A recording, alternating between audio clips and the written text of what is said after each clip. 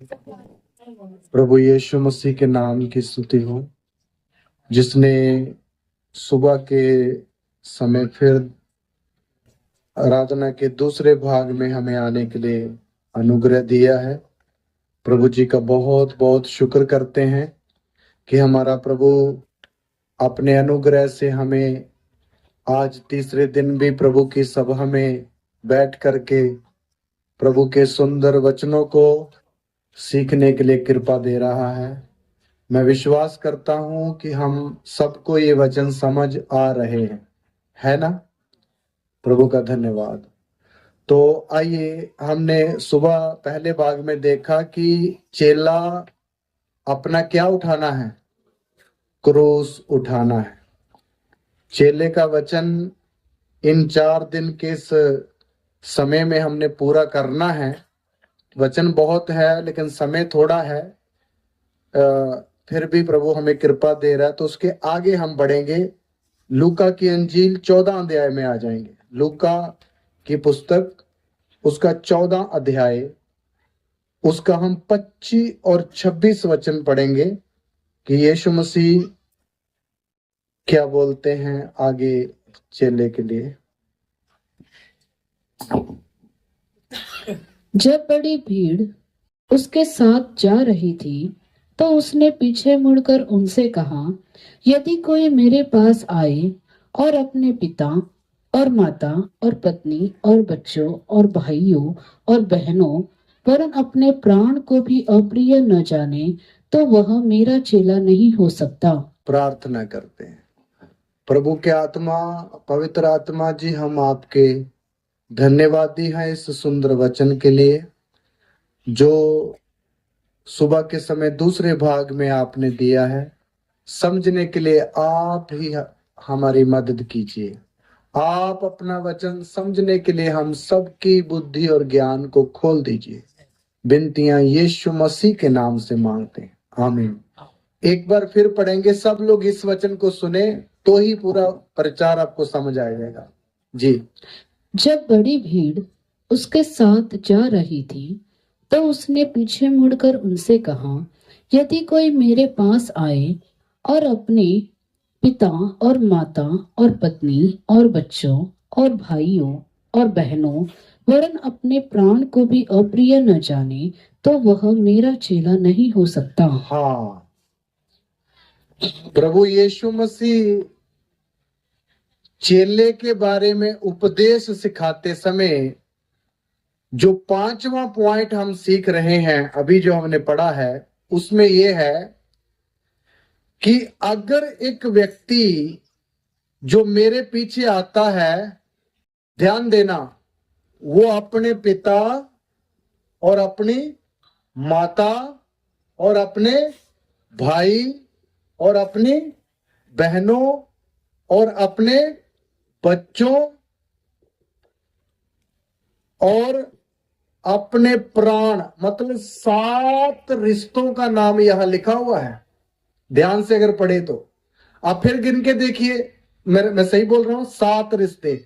अपने पिता 1, माता 2, पत्नी 3, बच्चे 4, भाई 5, बहनें 6 और प्राण 7 रिश्तों का नाम लिखा हुआ है। यीशु मसीह बोलते हैं, अगर कोई मेरे पीछे आए तो इनको जो अप्रिय ना जाने, तो वह मेरा चेला नहीं हो सकता। मैं ये वचन जब तैयार कर रहा था, मुझे एक दुख भी लग रहा था, आप कहीं मेरे ऊपर गुस्सा ही न करें, पास्टर आप क्या वचन सिखा रहे हो? आप तो हमारे रिश्तेदारियां हमसे छुड़वाने जा रहे हो। मेरे प्यारों, ये मेरा वचन नहीं है। किसका वचन है? प्रभु जी का वचन है। प्रभु बोलता है, ये जो रिश्ते यहां लिखे हुए 6, खास करके रिश्ते बहुत सारे होते हैं, लेकिन बहुत सारे रिश्तों में से ये मुख्य 6 रिश्ते हैं। प्राण छोड़ के कितने रिश्ते हैं? 6, और प्राण डालकर 7। ये 7 वो रिश्ते हैं जो मुख्य रिश्ते हैं। देखिए, मौसी, चाचा, चाची, बुआ का नाम यहां नहीं है। वो तो सेकंड नंबर पर आते हैं, ये पहले दर्जे के रिश्ते हैं, खास रिश्ते ये हैं। प्रभु खासों का नाम लिखकर बोलता है, यदि इन सबको कोई अप्रिय ना जाने तो वह मेरा चेला। चेला बनना आसान है या कठिन है?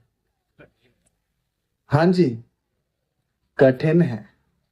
लेकिन इसलिए तो सब बनते नहीं है, इसलिए तो सब लोग इसमें इन वचनों को, कभी आपने और कहीं ये वचन प्रचार करते कभी पास्टरों को देखते हैं?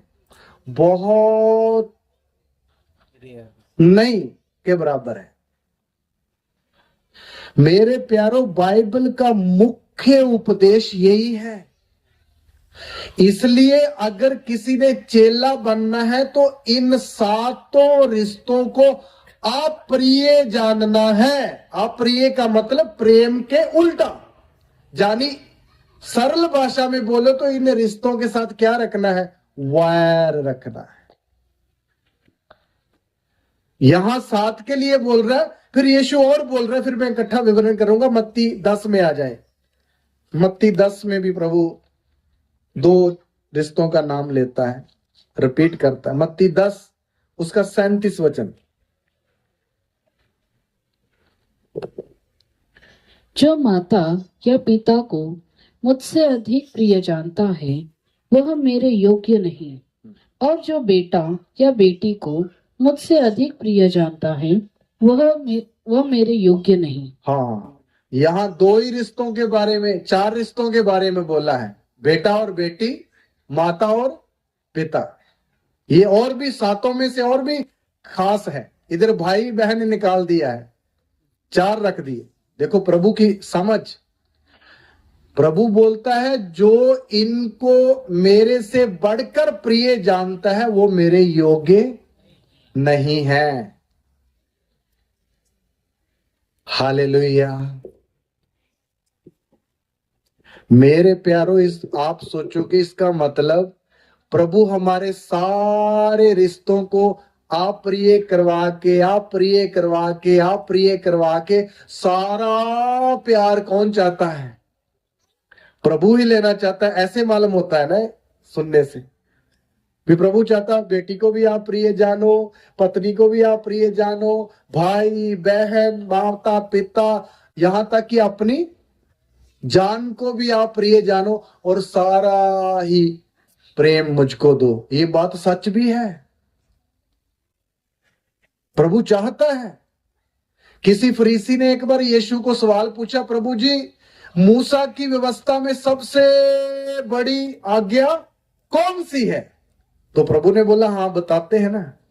प्रभु ने बोला, आज्ञा ये है कि तू अपनी सारी बुद्धि, अपनी सारी शक्ति, अपने सारे प्राण और अपने सारे मन के साथ पिता अपने परमेश्वर को क्या कर? प्रेम कर। बोला ना। तो इसका मतलब परमेश्वर चाहता है कि एक विश्वासी या एक प्रभु का चेला सबसे ज्यादा बढ़कर आदर और सम्मान और प्यार किसको करे? परमेश्वर को करे। ये बात सच है। लेकिन यहां जो प्रभु का बोलने का मतलब वो कुछ और है। हम उसी को सीखने के लिए जा रहे हैं। प्रभु ने क्यों बोला है कि इन 7 रिश्तों को, फिर 7 से अलग करके 4 रिश्तों को क्या जानना है कि चेला? अप्रिय जानना है। तो ही वो मेरा क्या बन सकता है? चेला बन सकता है। मेरे प्यारों, ये थोड़ा कठिन है, लेकिन फिर भी अगर मेरा आप साथ दोगे तो समझ आएगा। बच्चे को बिठा दीजिए पास्टर, बाद में बात करेंगे। देखिए क्यों प्रभु ऐसा करने के लिए बोल रहा है। सुनिए इसके पीछे प्रभु का मतलब क्या है। क्यों प्रभु ऐसा बोला है कि इन रिश्तों को क्या जानो? अप्रिय।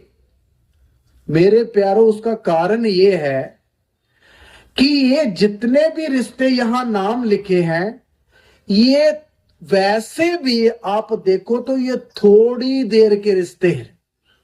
कितनी देर के रिश्ते हैं? थोड़ी ही देर के रिश्ते हैं। मतलब ज्यादा से ज्यादा एक इंसान का जीवन कितना है, 70 या अच्छी 80 वर्ष। थोड़ी और जिंद होगी, जान होगी जिसमें तो 90 हो जाएगा, 95 हो जाएगा, 100 मान लो।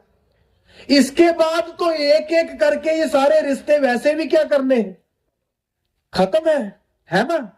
और ये जान भी क्या होनी है, खत्म ही होनी है। उस समय जितना भी मर्जी एक व्यक्ति अपनी मां को प्यार करे, बेटी को प्यार करे, बेटा को प्यार करे, अपने आप को प्यार करे, पत्नी को प्यार करे, मौत आते समय हर एक रिश्ते को क्या करना पड़ेगा, छोड़ना ही पड़ेगा। पड़ेगा नहीं पड़ेगा, वो रिश्ता छूट ही जाएगा मौत के अनुसार। ये तो है ही है।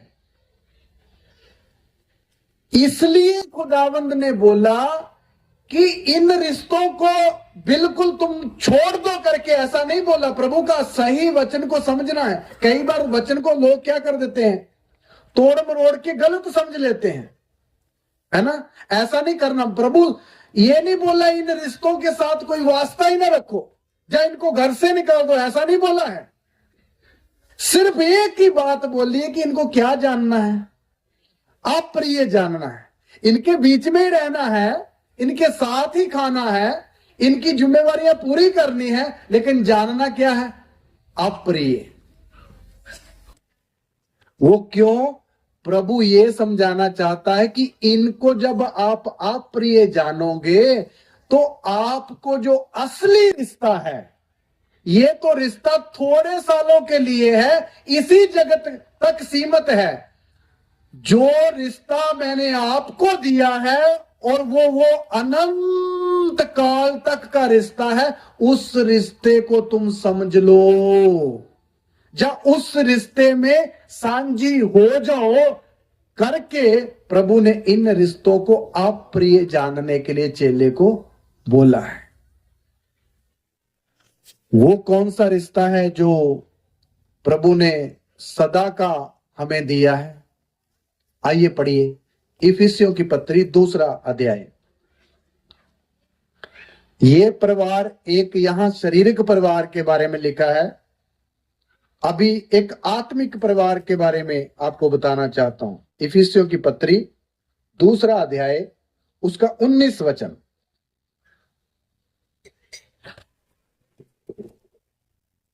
जी। इसलिए तुम अब विदेशी और मुसाफिर नहीं रहे, परंतु पवित्र लोगों के संगी, स्वदेशी और परमेश्वर के घराने के हो गए। हालेलुया।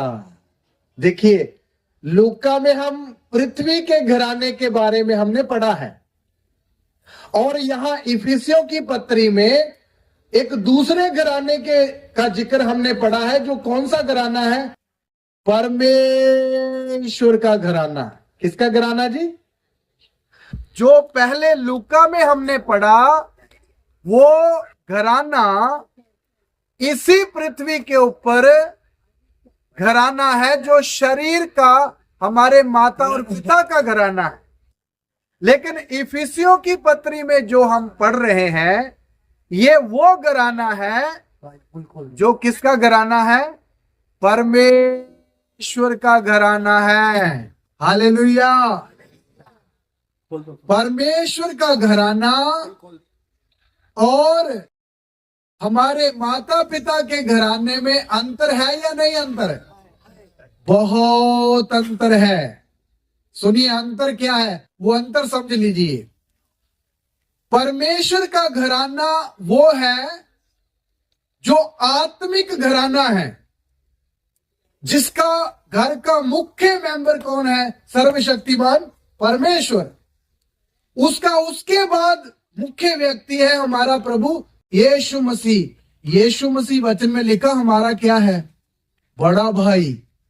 वचन निकालने की जरूरत नहीं, पता है ना प्रदीप जी सबको? यीशु मसीह हमारा क्या है? बड़ा भाई। बड़ा भाई। वचन पता है ना रोमियो की पत्री में? भाइयों में पहला उठा ठहरे, वो बड़ा भाई है। और बाकी हम सब कलीसिया के भाई और बहनें सारे उस बड़े भाई के क्या है? छोटे भाई बहनें। हालेलुया। ये कौन सा घराना है? परमेश्वर का घराना। इसमें अब्राहम भी शामिल है, पुराने नियम के विवेक के युग के लोग भी शामिल हैं, मूसा की व्यवस्था के समय के युग के लोग भी शामिल हैं, और सारे प्रभु को मानने वाले, जो मसीह के पीछे चलने वाले, सारे के सारे इस घराने के क्या हैं? शामिल हैं। ये किसका घराना है? परमेश्वर का घराना। ये घराना कब तक रहेगा? युगाना युग तक रहेगा। ध्यान दीजिए सब लोग, परमेश्वर का घराना युगाना युग तक सलामत रहेगा, लेकिन पृथ्वी का घराना कब तक रहेगा? 60, 70, 80, 100 साल तक। उसके बाद मां गई, फिर भाई गया, फिर पिता गया, फिर पापा गया। वो जैसे ही शरीर में एक व्यक्ति आपसे अलग हुआ, वो घराना क्या हो गया? खत्म हो गया। तो इसमें से आप बताओ, दोनों घरानों में से लॉन्ग टाइम चलने वाला घराना कौन सा है? परमेश्वर का घराना। इसलिए परमेश्वर चाहता है कि थोड़ी देर के घराने वाले सज्जनों और अपने रिश्तेदारों को क्या जान दो? अप्रिय जान दो।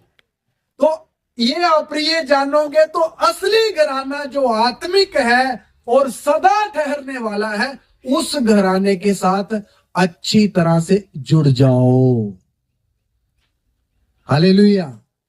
मेरी बात इतनी समझ आई? थोड़ा कठिन है ये, समझ आई सबको? इसलिए प्रभु बोलता है कि इस चेला इन रिश्तों को क्या जानना है?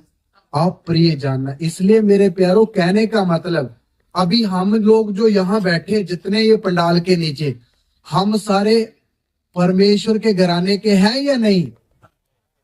परमेश्वर के घराने के। परमेश्वर के घराने के अंदर शामिल एक व्यक्ति कैसे होता है? पढ़िए यूहन्ना की इंजील 3 अध्याय। एक व्यक्ति परमेश्वर के घराने का व्यक्ति या मेंबर बनता कैसे है? यूहन्ना 3 अध्याय उसका 5 वचन। यीशु ने उत्तर दिया, मैं तुझसे सच सच कहता हूँ, जब तक कोई मनुष्य जल और आत्मा से न जन्मे तो वह परमेश्वर के राज्य में प्रवेश नहीं कर सकता। हाँ, 3 भी पढ़ दीजिए सिस्टर। यीशु ने उसको उत्तर दिया, हाँ, मैं तुझसे सच सच कहता हूँ, यदि कोई नए सिरे से न जन्मे तो परमेश्वर का राज्य देख नहीं सकता। हाँ जी, देखिए, एक व्यक्ति परमेश्वर के घराने में शामिल कैसे होता है? जब एक व्यक्ति नए सिरे से जन्म लेता है, यानी मन फिराकर प्रभु में आ जाता है और पानी में डूबकर बपतिस्मा ले लेता है, वो किसके घराने का मेंबर हो जाता है? परमेश्वर के घराने। इसलिए हम जितने जहां बैठे हैं, मैं विश्वास करता हूं मन फिराए हुए लोग हैं और परमेश्वर के घराने में शामिल हुए लोग हैं। इसलिए हम सबके सब परमेश्वर के घराने के मेंबर हैं। सही है ना? हालेलुया। तो आप एक बात याद रखना, मैं और आप जब यहां बैठे हैं, ये जो आप और मेरा रिश्ता है, जब भाई बहनों का रिश्ता है, जब पास्टर लोगों का कलीसिया के साथ जो रिश्ता है, ये रिश्ता अनंत काल तक क्या करता रहेगा? चलता रहेगा और सलामत रहेगा। हालेलुया। रहेगा ना? इसलिए ये असली और परमेश्वर के घराने की वैल्यू को समझाने के लिए परमेश्वर ने बोला है कि पृथ्वी का घराना भले तुम छोड़ो ना छोड़ो, अप्रिय जानो या ना जानो, मौत की घंटी के साथ ये रिश्ता एक दिन क्या करना है? छूट ही जाना है। इसलिए पहले से प्रभु बोलता है उसको क्या जान लो? अप्रिय जानो। इसलिए मेरे प्यारो, अभी हम मसीह में तो आ गए हैं विश्वासी लोग, इसलिए हम जब मसीह में आ गए हैं, हम बेशक अभी पृथ्वी पर रहते हैं, तो भी आत्मिक तौर पर हम कहां बैठे हुए हैं? स्वर्गीय स्थानों में बैठे हुए। देखिए हमारी पहुंच कहां तक है। आप जितने भी यहाँ पंडाल के नीचे बैठे हैं, या जितनी भी प्रभु की कलीसिया प्रभु के उपदेश के अनुसार दुनिया में है, वो सारी आम लोग नहीं है। आप लोग भी अपने बारे में जानना, आप आम लोग नहीं है। आप बहुत ही ज्यादा खास लोग हैं इस वचन के अनुसार। अभी हमने वचन पढ़ा, तुम परमेश्वर के घराने के हो गए। तो हम किसके घराने के लोग हैं? याद रखिए, इस पूरी दुनिया के 7 या 7.5 अरब की आबादी जो वर्ल्ड में रहती है, इन पूरी वर्ल्ड की आबादी को परमेश्वर ने 2 भागों में बांटा है। कितने भागों में? पढ़िए, उसके लिए वचन पढ़िए। पहला यूहन्ना की पत्री 5:19 वचन पढ़िए। सचमुच प्रभु ने कितने भागों में बांटा है? पहला यूहन्ना की पत्री उसका 5:19 वचन। हम जानते हैं कि हम परमेश्वर से हैं और सारा संसार उस दुष्ट के वश में पड़ा है। एक बार फिर पढ़ेंगे, सब लोग ध्यान दीजिए। कितने भागों में प्रभु ने बांट दिया धरती के लोगों को? हाँ, हम जानते हैं कि हम परमेश्वर से हैं। देखिए पहला ग्रुप, हम जानते हैं कि हम परमेश्वर से हैं। जानी कौन? जानी कौन?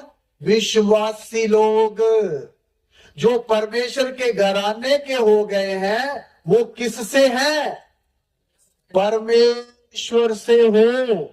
हाँ, दूसरा, और सारा संसार उस दुष्ट के वश में पड़ा है। दूसरा ग्रुप कौन सा है? बाकी सारा संसार किसके वश में पड़ा हुआ है? तो पूरी दुनिया को सर्वशक्तिमान परमेश्वर कितने भागों में बांटा है? 2। लेकिन दुनिया के लोग 4 में बांटते हैं, हिंदू, मुस्लिम, सिख, ईसाई। हम उस थ्योरी को नहीं लेते हैं। हम कौन सी थ्योरी को लेते हैं? जो वचन बोलता है। यह सच्चाई है, हम परमेश्वर से हैं और बाकी सारा संसार। तो आप सोच लीजिए, इस दुनिया में 2 ही प्रकार के लोग रहते हैं संसार में। तो आप एक कोई भाई सो रहा है तो उसको पास वाला थोड़ा कोनी मार के उठाए, है ना? तो इसलिए हम कितने खास हैं प्रभु की नजर में। मेरे प्यारों, अपनी इस वैल्यू को हमने समझना है। देखिए हम कितने खास हैं। आप एक बात समझना, एक विश्वासी के लिए खुदा ने अपना कीमती लहू क्रूस पर क्या किया है? बहाया है। और हमें उस लहू के द्वारा क्या किया गया है? हाँ जी, खरीदा है। क्या किया है? आप दुनिया में इतनी चीजें खरीदते हैं, आपके घर में फ्रिज, एसी, गाड़ी, बाइक वगैरह वगैरह चीजें होगी। वो किससे खरीदते हैं? और हमें प्रभु ने किससे खरीदा है? आप सोचिए, कौन चीज कीमती है? आप कोई चीज कभी लहू से खरीदते हैं? नहीं खरीदी जाती। लेकिन हमें खरीदा है। मुझे और आपको प्रभु ने लहू से खरीदा। तो आप सोचिए मेरे प्यारो, हम प्रभु की नजर में कितने ज्यादा बहुमूल्य लोग हैं। बहुत सारे कई बार पास्टर और विश्वासी अपनी वैल्यू नहीं समझते हैं, अपनी कीमत नहीं जानते हैं। इसलिए प्रभु यीशु के वचन में लिखा, अपने बुलाए जाने को तो सोचो। क्यों सोचने के लिए बोल रहा? तुम क्यों बुद्धि बांध करके बैठे हो? अपने बुलाए जान के सोचो, परमेश्वर ने किन हालातों में से तुमको क्या किया है, चुना है। इसलिए मेरे प्यारो, अगर आप अपनी बुलाहट को समझोगे, आप अपनी वैल्यू को समझोगे, तो आपकी जो हालत है, आपका जो जीवन है, वो आधा तो वैसे ही चेंज हो जाएगा जब आप अपनी कीमत समझो। हालेलुया। आपको मालूम, हम परमेश्वर के घराने वालों को नाम क्या दिया है? हमारा नाम बता सकते हैं कोई? बाइबल में हमारा नाम क्या है? अभी थोड़ी याद आना है, जब घर में जाएंगे तब हाँ हाँ पास्टर ये बोलने वाला है। हमारा नाम बाइबल में है पवित्र लोग। कहीं लिखा है ना जी? पत्रस ने 1 कुरिन्थी 6 में लिखा और 2 वचन में, क्या तुम नहीं जानते कि पवित्र लोग जगत का न्याय करेंगे? तो हमारा नाम क्या है? पहले मैंने बताया 2 ग्रुप है हमारा, हमारे लिए बोला गया हम परमेश्वर से हैं, पहला बात। नंबर दूसरा बात, हमारा नाम क्या है? पवित्र लोग। हालेलुया। पवित्र लोग। देखो कितनी बड़ी बात है, हमें पवित्र करके पुकारा गया है। दुनिया का कितना भी बड़े से बड़ा फेमस आदमी दुनिया में हो, तो अगर उसको एक अपराध करके पकड़ा जाए तो उसको हाथ कड़ी लगाकर किधर बंद कर देंगे? एक 20 साल के लिए एक संत जेल में बैठा है हरियाणा में, उसका नाम जानते हो आप? बाबा राम रहीम। और भी बहुत है, हम सबकी चर्चा नहीं करना चाहते। कितना भी दुनिया में फेमस आदमी है तो वो कलंकित कहलाता है।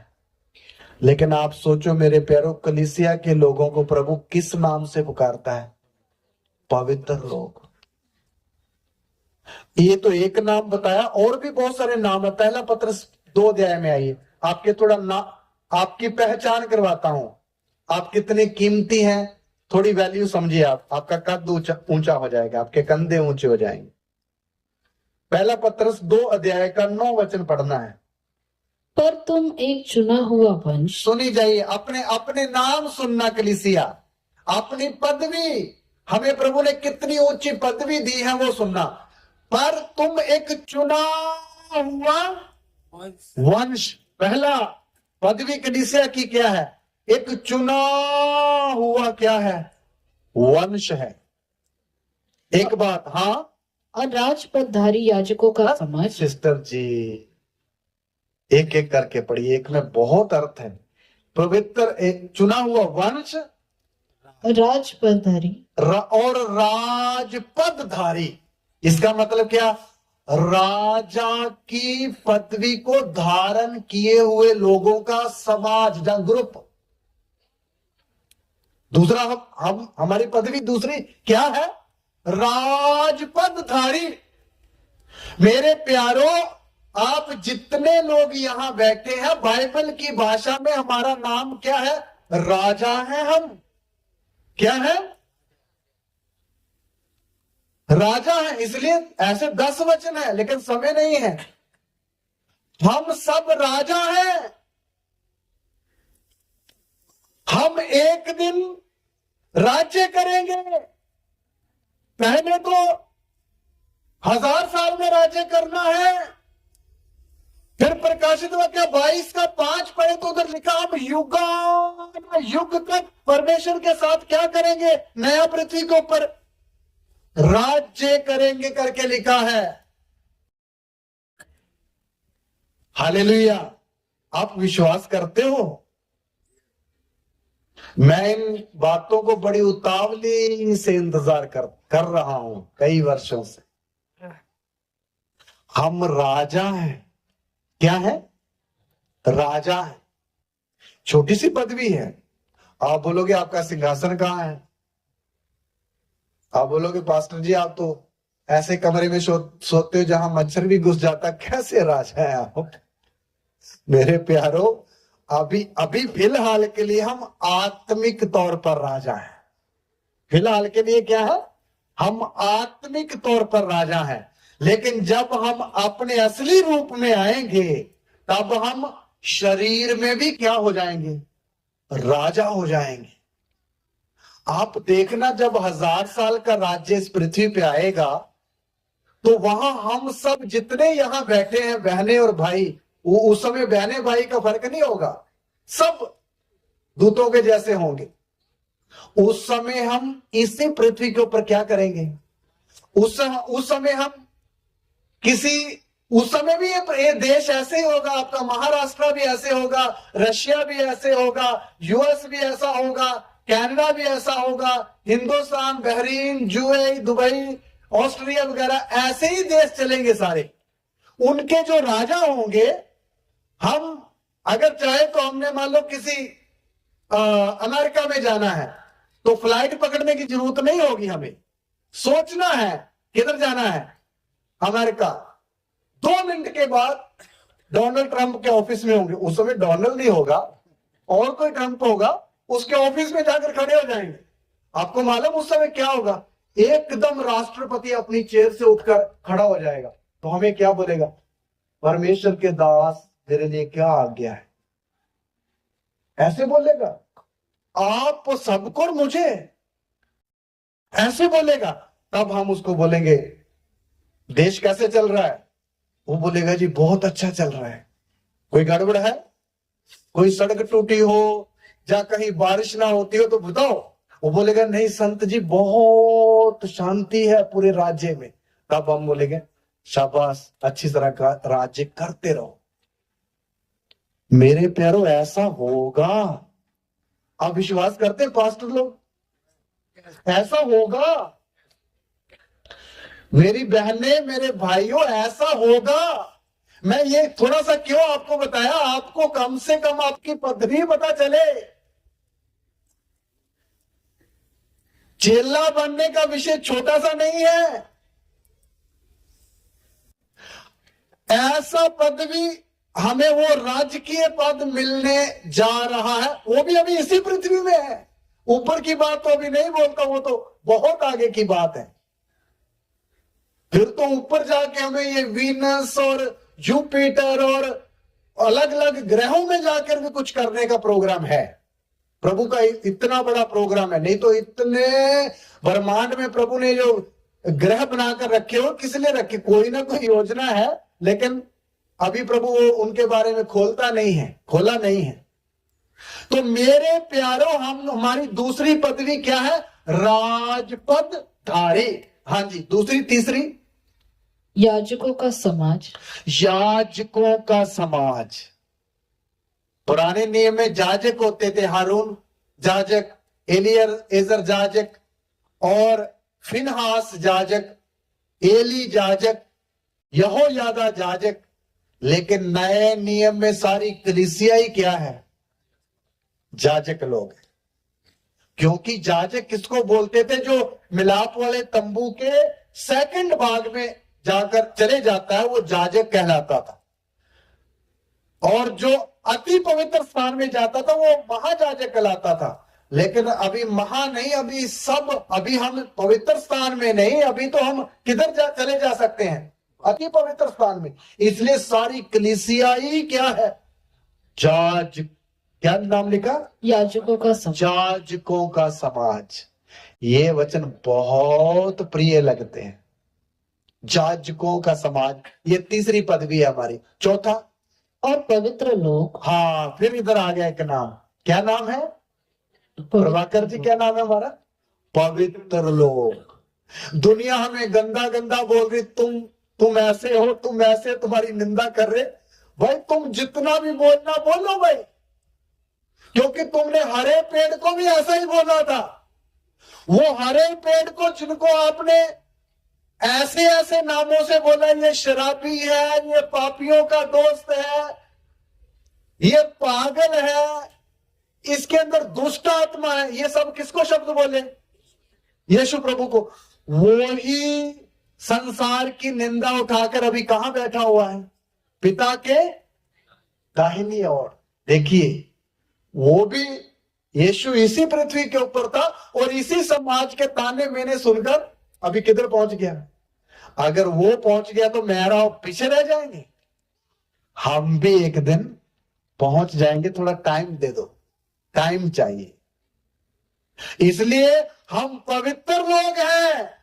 दुनिया हमें कुछ भी बोलती तो बोलने दो भाई, तुम्हारा समय है, बोलो, है ना। अच्छा, आगे चौथी पदवी, और परमेश्वर की निज प्रजा हो। हालेलुया। अगली पदवी है परमेश्वर की खास प्रजा। मेरे प्यारो, जब आप इधर बैठे हो तो मैं अपनी आत्मिक आंखों से आप देख रहा हूं, आप सचमुच मुझे ऐसे नजर आ रहे हैं, परमेश्वर की खास प्रजा। विजय की पी की प्रजा नहीं, किसकी प्रजा? परमेश्वर की खास प्रजा है हम। हालेलुया। परमेश्वर की खास प्रजा है हम। बहन अभी कंट्रोल रखिए अपने आप को, वचन सुनिए। हम परमेश्वर की खास प्रजा है। इसलिए मेरे प्यारो, इतनी बड़ी बड़ी पदवियां ये कौन से घराने के लोगों को मिली है? बोलिए। परमेश्वर के घराने के लोगों को मिली हुई पदवियां है ये। इसलिए एक चेला को प्रभु बोलता है, इन जो छूटने वाले रिश्ते हैं क्या जानो? अप्रिय जानो। अभी तो कोई मुश्किल नहीं है ना अप्रिय जानने के लिए। आप बोलो, आपने तो पूरा दरवाजा ही खोल के ओपन कर दिया भाई, असली रिश्ता क्या है? तो फिर अभी तो मुश्किल नहीं होना चाहिए अप्रिय जानने के लिए, है ना। इसलिए मेरे प्यारो, जब हम सब कलीसिया के लोग इतने बड़े पदवियों के मालिक हैं, तो हम जो असली रिश्ता जो हमारा आत्मिक है, कलीसिया के लोगों के साथ जो हमारा रिलेशन है, वो कौन सा रिश्ता है? आत्मिक रिश्ता। हमारे परिवार के लोगों के साथ जो हमारा रिश्ता है, वो कौन सा है? शारीरिक रिश्ता। कौन सा रिश्ता मजबूत होता है? आत्मा का रिश्ता। शरीर का रिश्ता रिस्की रिश्ता है। रिस्की क्यों बोल रहा हूं भाई? क्या मालूम माता की डेथ कब हो जाए, जिस दिन होगी रिश्ता टूट गया। लेकिन आत्मिक रिश्ता ऐसा है, अगर एक डेथ भी हो जाएगा तो प्रभु बोलता, फिर भी हमें मसीह के मोहब्बत से अलग नहीं हो सकते, फिर भी हम दूसरे के साथ ऐसे जुड़े ही रहते हैं। आप सोच लिए, शारीरिक रिश्ते से लाख गुना बढ़कर कौन सा रिश्ता है? आत्मिक रिश्ता। इसलिए प्रभु विश्वासी लोगों को शारीरिक रिश्ता को अप्रिय जानने के लिए क्यों बोलता? ताकि हर विश्वासी आत्मिक रिश्ते की गंभीरता को समझे और उसी में जुड़ा रहे। हालेलुया। जुड़ा रहे, जुड़ा रहे। इसलिए हम विश्वासी लोग क्या करना है? पहला पत्रस 1 का 22 वचन पढ़िए। पहला पत्रस 1 का 22 वचन। अभी हमारा काम क्या? जब हमारा आत्मिक रिश्ता विश्वासी लोगों के साथ जोड़ दिया प्रभु ने, तो अभी प्रभु आज्ञा क्या देता है? अतः जबकि तुमने भाईचारे के निष्कपट प्रीति के निमित्त सत्य के मानने से अपने मनों को पवित्र किया है, तो तन मन लगाकर एक दूसरे से अधिक प्रेम रखो। हाँ, अभी देखिए, परमेश्वर अपने घराने के, आत्मिक घराने के लोगों को आज्ञा देता है, हे विश्वासियों, तुम आपस में कैसा प्रेम रखो? तन मन लगाकर अधिक प्रेम रखो। इसलिए एक विश्वासी दूसरे के विश्वासी के साथ कैसा प्रेम रखना है? ज्यादा से ज्यादा मोहब्बत, जहां प्रेम हमारे अंदर होना चाहिए। प्रेम तो मैंने आपको बता रखा है, कौन सा प्रेम, दोबारा रिपीट करने की जरूरत नहीं। कैसा, कितना प्रेम करना है? अधिक से अधिक प्रेम रखना। इसलिए एक विश्वासी दूसरे विश्वासी का फिक्र करने वाला होना चाहिए। एक भाई दूसरे भाई के लिए बहुत ज्यादा चिंता करने वाला होना चाहिए। एक बहन, एक विश्वासी बहन आपके साथ रहने वाला दूसरा विश्वासी परिवार के लिए आपके मन में ऐसी ही चिंता आनी चाहिए जैसी अपने परिवार के लिए आती है। क्योंकि हम कौन से रिश्ते में जुड़ गए? आत्मिक रिश्ते में। आपके साथ जो सास का रिश्ता है वो शरीर का है। अगर सास विश्वासी नहीं है तो उसके साथ आपका रिश्ता कौन सा है? शारीरिक रिश्ता। उसके बाएं दाएं हाथ सास रहती है, वो शारीरिक रिश्ता है। दाएं हाथ बाएं हाथ एक विश्वासी रहता है, उसके साथ कौन सा रिश्ता है? आत्मिक रिश्ता।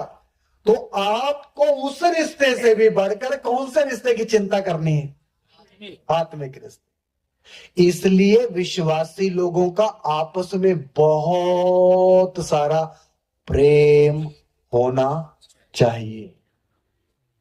हालेलुया। थोड़ा नहीं, बहुत ज्यादा क्या होना चाहिए? प्रेम होना चाहिए। कितना प्रेम होना चाहिए? पहला यूहन्ना की पत्री 3:16 यहां तक भी वचन बोलता है। पहला यूहन्ना की पत्री 3:16 वचन।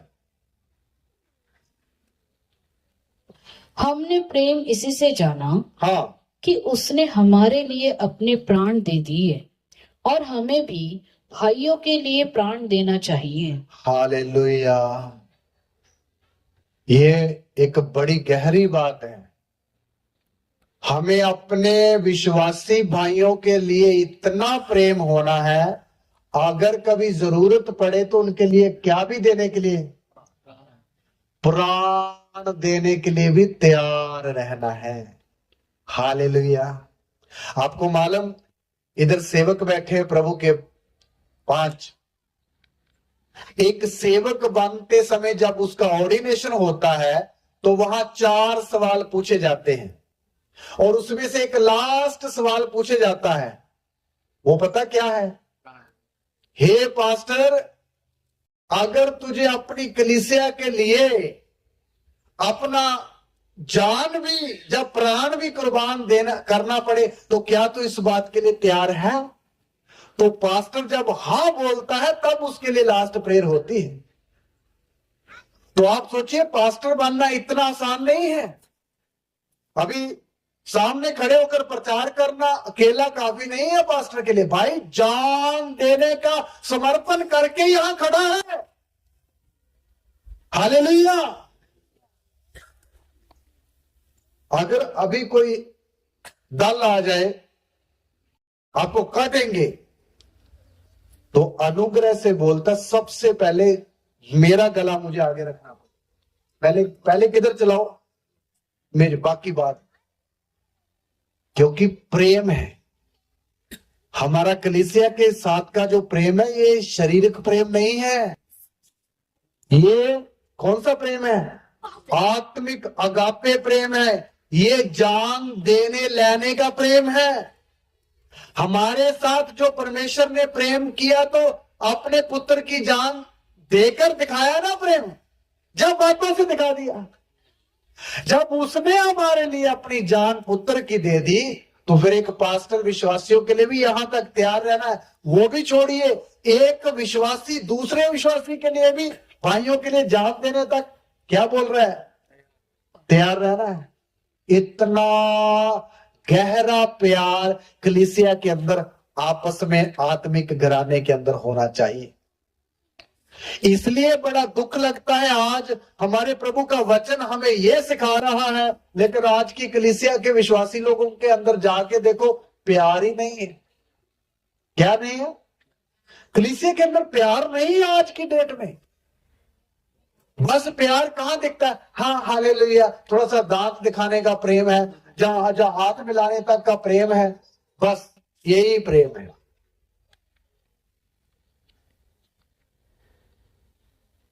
हालेलुया।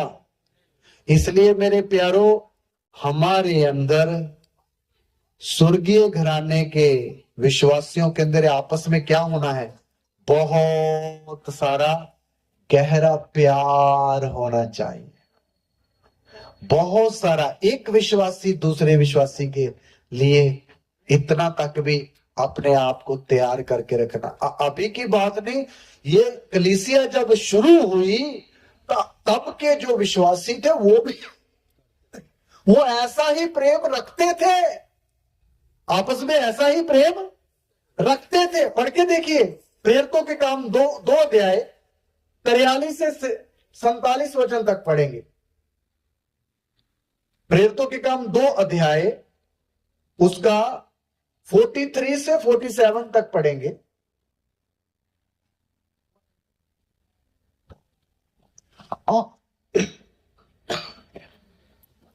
और सब लोगों पर भय छा गया। हाँ, और बहुतों से अद्भुत काम और चिन्ह प्रेरितों के द्वारा प्रकट होते थे। हाँ, और सब विश्वासी विश्वास करने वाले इकट्ठे रहते थे। देखिए, सब विश्वासी विश्वास करने वाले लोग कैसे रहते थे? इकट्ठे रहते थे। अभी जैसे हम 3 दिन से इकट्ठे रह रहे हैं ना, अभी इस कंपाउंड में इकट्ठे रह रहे हैं ना, कितना अच्छा हो अगर साल भर ही ऐसे रहे तो। यहां से ही ड्यूटी जाए, यहां से ही वापस आ जाए, एक ही किचन हो और एक ही जगह रहना सोना हो, कितना अच्छा। आप सोचो मेरे प्यारो, ये प्रेम अच्छा है जो हम इकट्ठे रहने वाला, जो घर घर में जब रहते वो प्रेम अच्छा है। सच बोलना, ये सही शब्द बोला है। घर में जाओगे तो फिर खिजा खिजाई, कुछ को पति की डांट सुनो, नंद की ताने सुनो, सास का हुक्म सुनो, ऐसी ऐसी बातें आ जाए। यहां ऐसा सारे झंझटों से क्या है? फ्री है ना? भाई साहब हंस रहे सामने बैठे।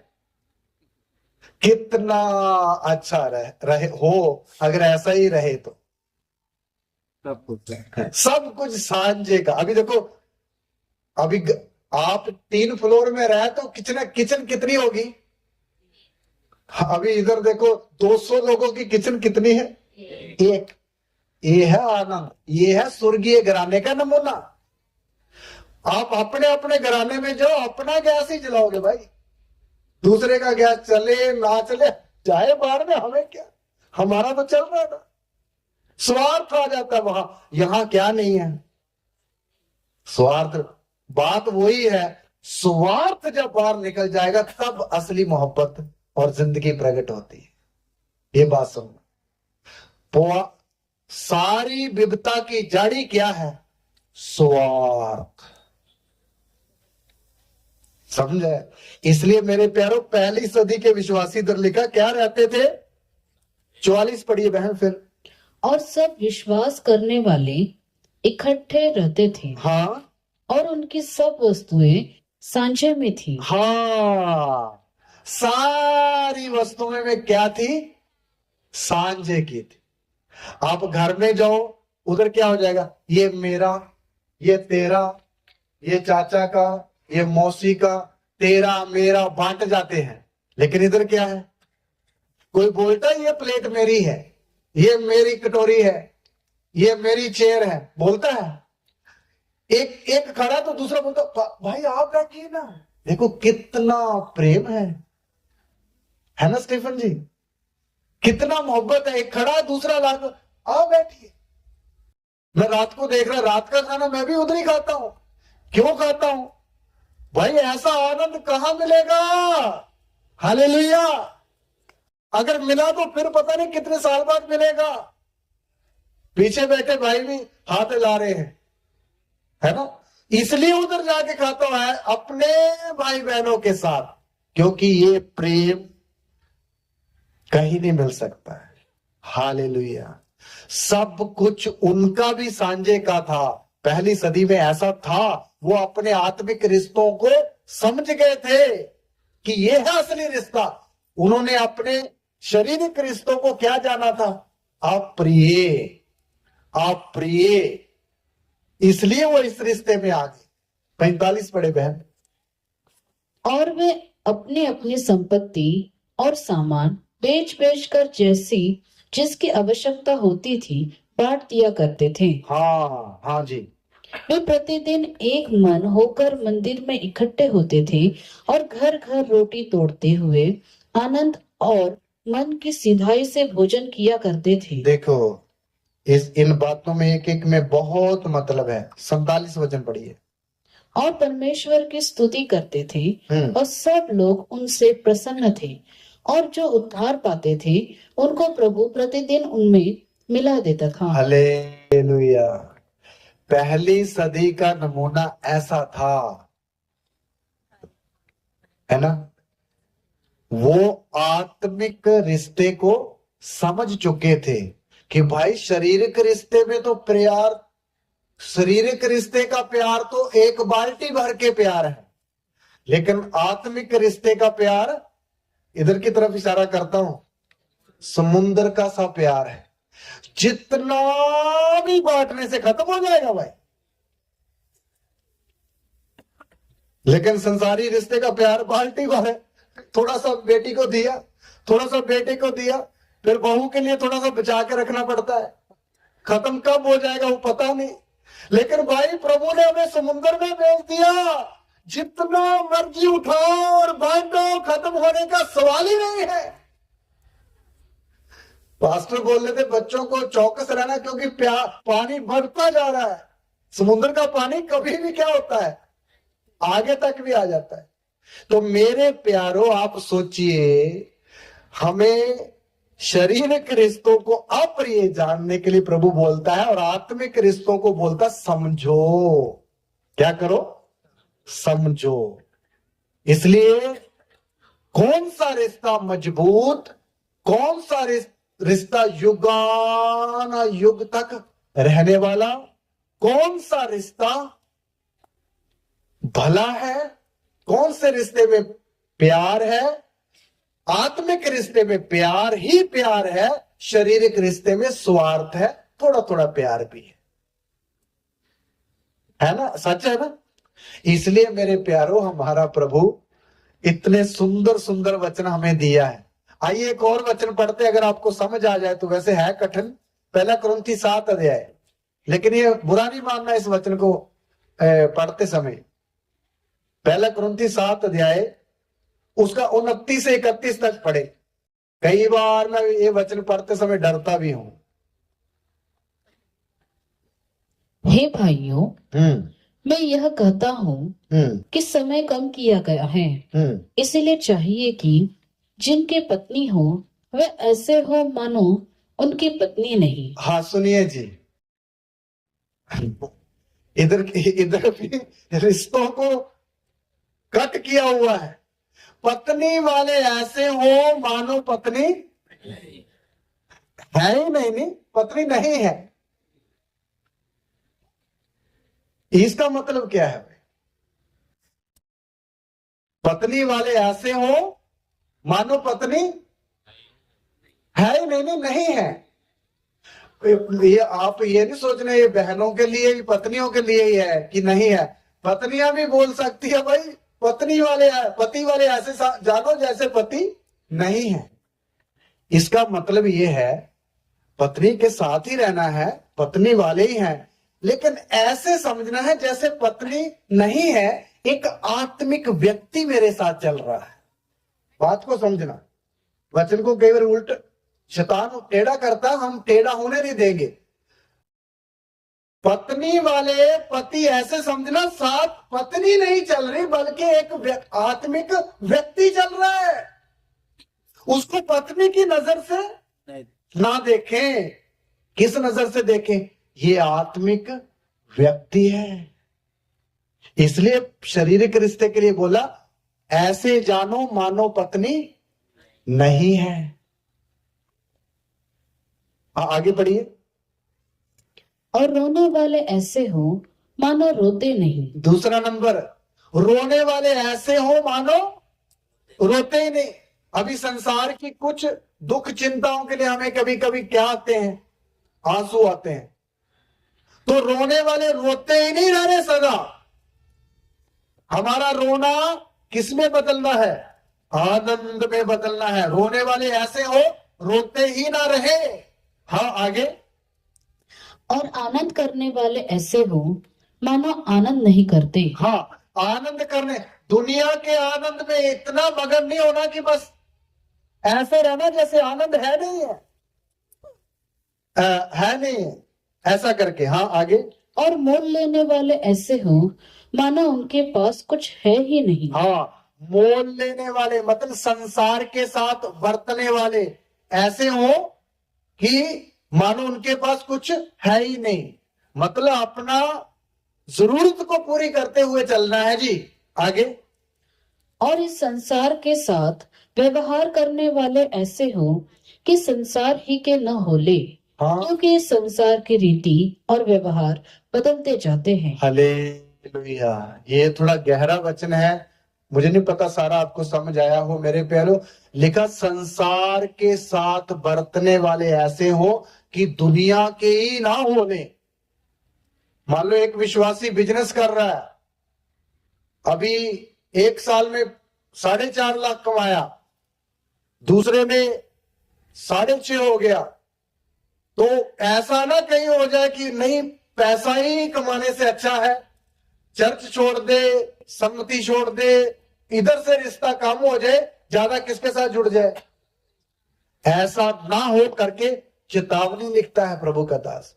ये क्यों लिखता है? ताकि एक विश्वासी संसार का ना बना रहे, बल्कि किसका बनना हो, बने रहना है, परमेश्वर का बने रहना है। हालेलुया। परमेश्वर का बने रहना है मेरे प्यारो। हर एक विश्वासी को परमेश्वर का बने रहना है। इसलिए प्रभु ऐसे ऐसे वचनों को देता है। यीशु मसीह, देखिए, आत्मिक रिश्तों की गंभीरता हमने समझना है। कौन से रिश्ते? आत्मिक रिश्ते। अभी तो मैंने पृथ्वी भर के बता रहा, तो स्वर्ग में भी रिश्ता है हमारा। स्वर्ग में यीशु मसीह के पास एक बार फरीसियों ने आके एक सवाल पूछा, ध्यान देना, उसके लिए वचन पढ़ेंगे। मत्ती 22 स्वर्गीय रिश्ते के बारे में यीशु मसीह क्या बताते हैं। मत्ती 22 उसका 27 से 32 तक पढ़ेंगे।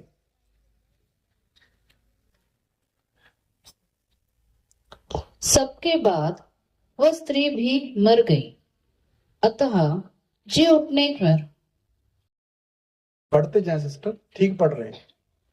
अतः जी उठने पर वह उन 7 में से किसकी पत्नी होगी, क्योंकि वह सबकी पत्नी हो चुकी थी। सुनिए, यीशु मसीह को एक बार फरीसियों ने एक सवाल पूछा, प्रभु जी, यीशु को की परीक्षा के लिए यह सवाल पूछा, क्योंकि वो लोग ये विश्वास करते थे कि ना पुनरुत्थान है, ना मरे हुए जी उठते हैं। उन्होंने सवाल पूछा, प्रभु जी, एक भाई था और उसकी पत्नी थी, तो किसी कारण वो भाई जो थे 7 भाई थे, तो बड़े की शादी हुई तो भाई मर गया, तो मूसा की व्यवस्था में लिखा हुआ है कि उसकी पत्नी छोटे भाई के साथ शादी कर दी जाए। इसी तरह छोटे के साथ शादी कर दी, बच्चा कोई नहीं हुआ, फिर वो भी मर गया, तीसरे के साथ शादी कर दी, चौथे, पांचवें, छठवें, 7वें के साथ भी शादी कर दी, बाद में वो पत्नी भी मर गई। तो अभी हमें बताइए कि स्वर्ग में जाकर वो किसकी पत्नी होगी 7 में से, क्योंकि 7 की पत्नी वो हो चुकी थी। ये यीशु को परीक्षा में फंसाने के लिए उन्होंने सवाल पूछा, तो प्रभु जी उसका जवाब दे रहे हैं। आप ध्यान से सुनिए जरा, पढ़े आगे सिस्टर। यीशु ने उन्हें उत्तर दिया, तुम पवित्र शास्त्र हाँ और परमेश्वर की सामर्थ्य नहीं जानते, इस कारण भूल में पड़े हो, क्योंकि जी उठने पर हाँ वे न विवाह करेंगे और न विवाह में दिए जाएंगे, हाँ, परंतु स्वर्ग में परमेश्वर के दूतों के समान होंगे। हालेलुया। मेरी बात आपको समझ आई? वचन की बात। प्रभु बोलता, तुम बड़ी भूल में पड़ गए हो, तुम प्रभु के वचनों को और सामर्थ्य को नहीं जानते। ये पति पत्नी का रिश्ता, भाई बहन का रिश्ता, माता पिता का रिश्ता सब कहां तक सीमित है? इसी पृथ्वी तक सीमित है। जब स्वर्ग में हम जी उठेंगे, जी उठने के बाद कोई रिश्ता भाई बहन चाचा मामा पत्नी ताई कोई रिश्ता होता ही नहीं होगी। मेरी बात समझ आ रही है? स्वर्ग में जाकर कोई पति पत्नी का रिश्ता नहीं होता है। प्रभु ने साफ बोला वहां जाकर सब कैसे हो जाएंगे? स्वर्गदूतों के समान, स्वर्गदूतों के समान। और पढ़िए फिर विवरण करते हैं। परंतु मरे हुए के जी उठने के विषय में क्या तुमने यही वचन नहीं पढ़ा जो परमेश्वर ने तुमसे कहा, मैं अब्राहम का परमेश्वर और इसहाक का परमेश्वर और याकूब का परमेश्वर हूँ। वह मरे हुओं का नहीं परंतु जीवितों का परमेश्वर है। हाँ, फिर प्रभु ने दूसरा पॉइंट उनको समझाया। आप इतने बड़े ग्रंथी हो, क्या तुमने मूसा की व्यवस्था को अच्छी तरह नहीं पढ़ा? प्रभु मूसा को बोलता है मैं अब्राहम का परमेश्वर और इसहाक का परमेश्वर और याकूब का परमेश्वर। तो ये तो तीनों मर चुके हैं, तो फिर इनका परमेश्वर कैसे हुआ? भाई वो दुनिया के तरीके से मर चुके हैं, लेकिन आत्मिक तौर पर वो प्रभु के घर में सदा क्या है? जीवित है। हालेलुया। मेरी बात समझ आ रही ना? आत्मिक तौर पर अब्राहम इसहाक याकूब खुदावंत के सामने सदा जीवित है। इसलिए परमेश्वर मरे हुओं का परमेश्वर नहीं है बल्कि जीवितों का परमेश्वर है। इसलिए रिश्ते सिर्फ संसार तक सीमित है, स्वर्ग में जाकर कोई रिश्ता नहीं। अभी आप बोलोगे, अभी तो आपने दोपहर को पहला सेशन लेते समय बोला था, पति जब सूट कर रहा था पत्नी को करने वाला था तो उसने बोला अचायन आप ऐसे मुझे तो मार दो, लेकिन आप बाद में पश्चाताप करके बपतिस्मा लेकर स्वर्ग में आना, हम वहां इकट्ठे रहेंगे। पास्टर जी आप बोल रहे थे। मेरे प्यारों सुनिए, स्वर्ग में जब हम जाएंगे तो अभी पास्टर जी यहां बैठे हैं, उनकी पत्नी भी वहां जाएगी, वो भी वहां जाएंगे, पास्टर का बेटा और बेटी भी स्वर्ग में जाएंगे। तो उधर जाकर ना ये पास्टर साहब ये नहीं बोलेंगे प्रियंका जी इधर आइए ना, आप उधर क्यों खड़े, इधर बैठिए मेरे साथ। ऐसा नहीं होगा। जब अपने बेटे को नहीं आवाज लगाए बेटा इधर आओ, बेटा छोटी बेटे तू भी, ऐसा नहीं होगा। ये सुनिए, स्वर्ग में जाकर आप स्वर्ग में आपकी मम्मी पापा चाचा ताया सब उधर बैठे होंगे, लेकिन ये जो लगाव होता है ना, मोह अपने बेटे को उठाकर गोदी में ऐसे ऐसे करना, ये स्वर्ग में नहीं होता है। स्वर्ग में जाकर ये आएगा नहीं आपको। हमें मेरी बात समझ रहे हैं? इतना है, इतना बोलेगा पास्टर, बोलेगा वो जो शख्स सामने खड़ा है ये पृथ्वी के ऊपर मेरी ना पत्नी थी, इतना एक याददाश्त रहेगा, लेकिन मोह नहीं होगा। गंभीरता समझ रहे हैं? आप सबके साथ ऐसा होगा। और आपको यह भी याद आएगा, ये जो सामने सामने एक व्यक्ति खड़ा है, मुझे स्वर्ग में देखकर आप बोलोगे ये मुंबई आए थे एक बार, तो इन्होंने हमारी कलीसिया में चेला बनने का विषय सिखाया था। बस इतना ही रहेगा यार, लेकिन मोह नहीं होगा। पास्टर आइए इकट्ठे चाय पीते हैं, ब्रेड पकौड़ा खाते हैं, ये नहीं आएगा उधर। उधर वैसे तो कोई किचन है ही नहीं, है ना? इसलिए स्वर्गीय रिश्ता और पृथ्वी के रिश्ते में बहुत सारा क्या है, अंतर है। अभी आप बोलिए कौन सा रिश्ता अच्छा है इनमें से? स्वर्गीय रिश्ता अच्छा है जब पृथ्वी के रिश्ते ही अच्छे हैं? हाँ जी, स्वर्गीय रिश्ता अच्छा है। मैं तो इसको सिलेक्ट कर चुका अपने जीवन में कई वर्ष पहले। अभी आप भी सीख रहे हैं तो कर सकते हैं। हालेलुया। इसलिए मेरे प्यारों, हमें इन आत्मिक रिश्तों की हम स्वर्ग में भी कैसे रहेंगे, हमें प्रभु ने कितना डिटेल में सिखाया। इससे बढ़कर और कितना सिखाएगा प्रभु, है ना।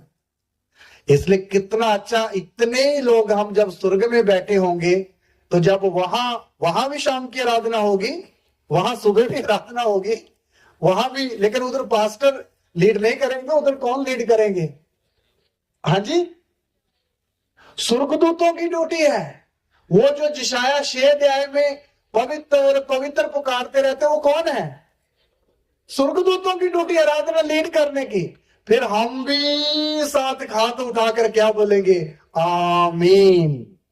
हम क्या बोलेंगे? आमीन, ऐसा बोलेंगे हम।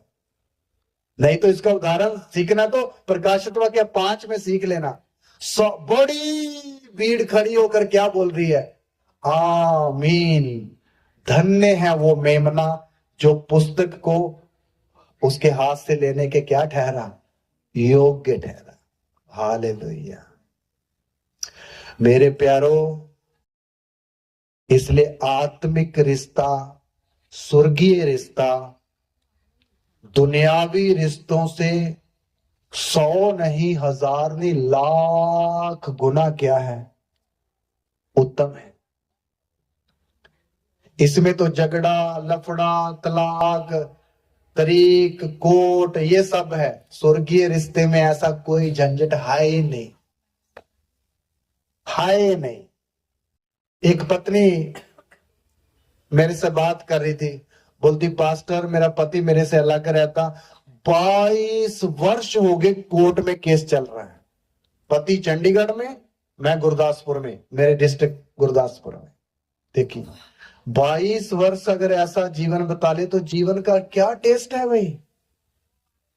मैंने उसकी, वो टीचर थी स्कूल में, उस समय बच्चे 2 छोटे छोटे थे, अभी तो बड़े बड़े हो गए थे उस समय जब बात कर रहे थे। आज से 15 साल पहले की बात है।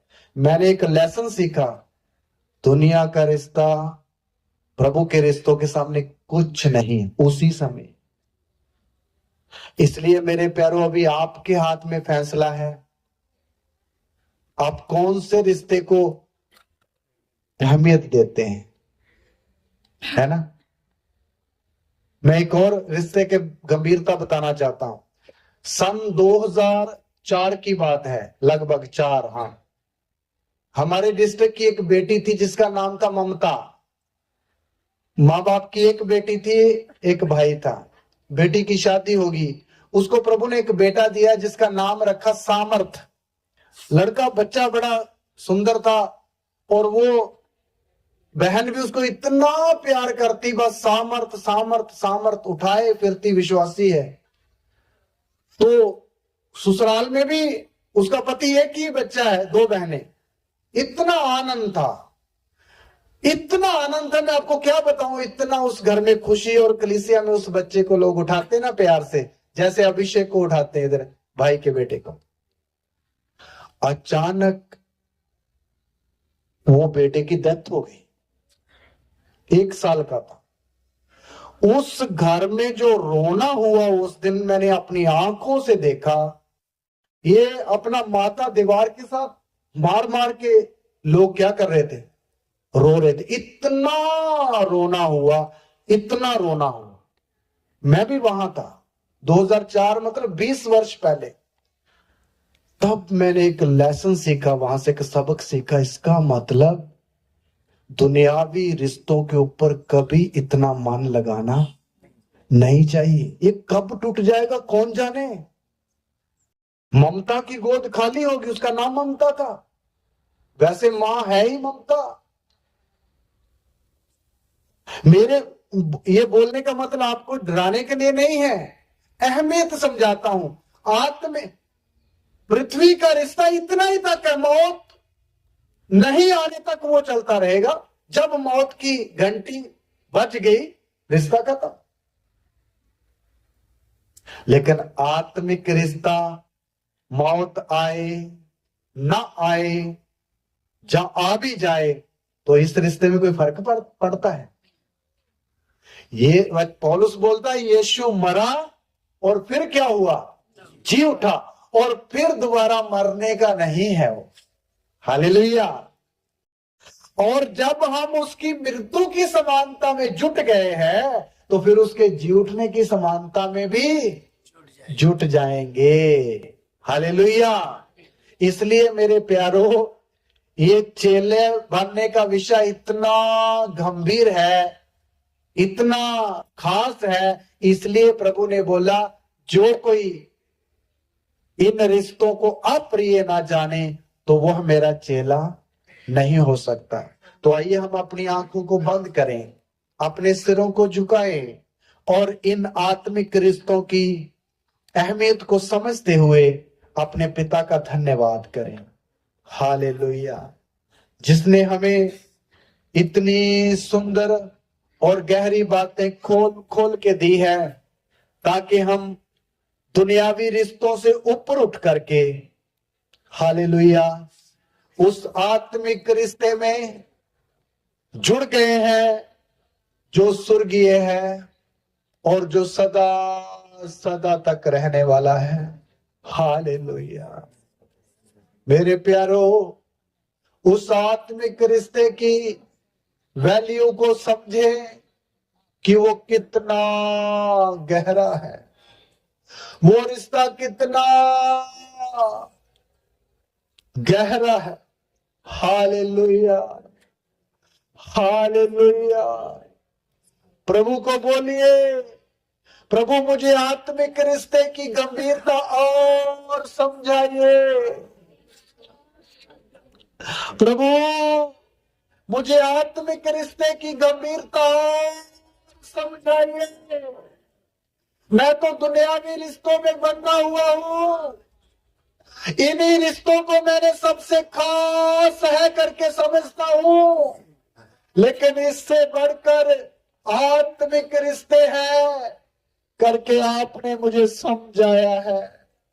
प्रभु इन आत्मिक रिश्तों को और भी गंभीरता से मुझे समझा दो, और भी गंभीरता से मेरे मन में बिठा दो, ताकि मैं आत्मिक रिश्तों को शारीरिक रिश्तों से बढ़कर अहम जानूं।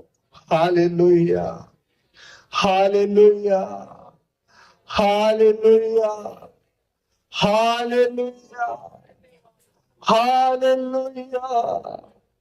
प्रभुओं के प्रभु, राजाओं के राजा, महिमा से भरे खुदाबा, आपका शुक्र हो, आपकी तारीफ हो, इन वचनों के लिए आपका धन्यवाद हो।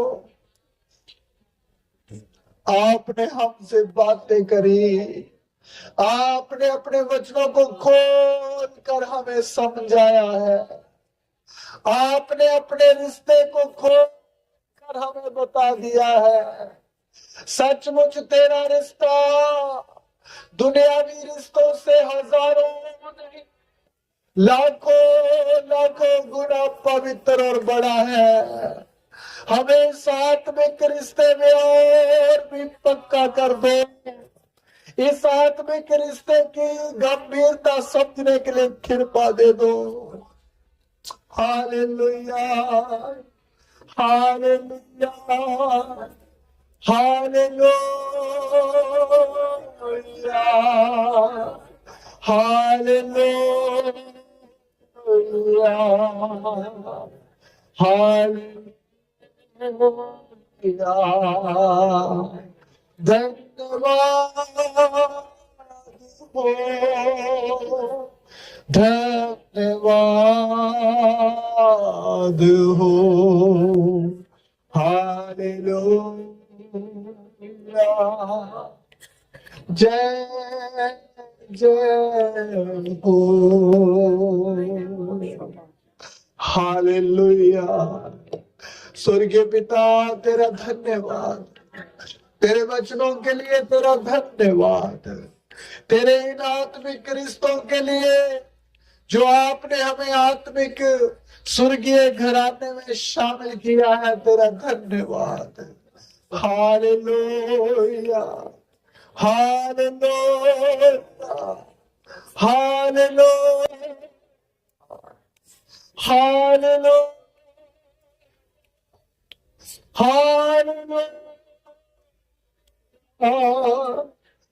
हालेलुया,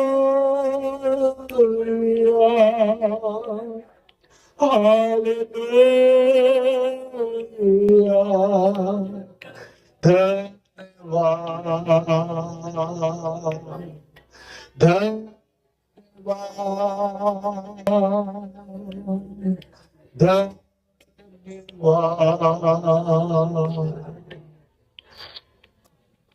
धन्यवाद।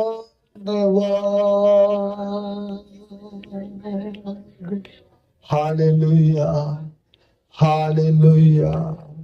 प्रभु यीशु महान, तेरा धन्यवाद, तेरा धन्यवाद, तेरा शुक्र हो, तेरी तारीफ हो, जय जयकार हो।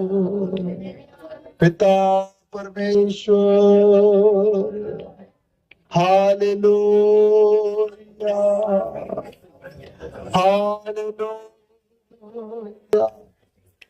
धन्यवाद, धन्यवाद, धन्यवाद। यीशु राजा, तेरा धन्यवाद। आमीन। आइए हम बाकी के समय को प्रभु के दास के हाथ में देते हुए पास्टर आके प्रार्थना करें।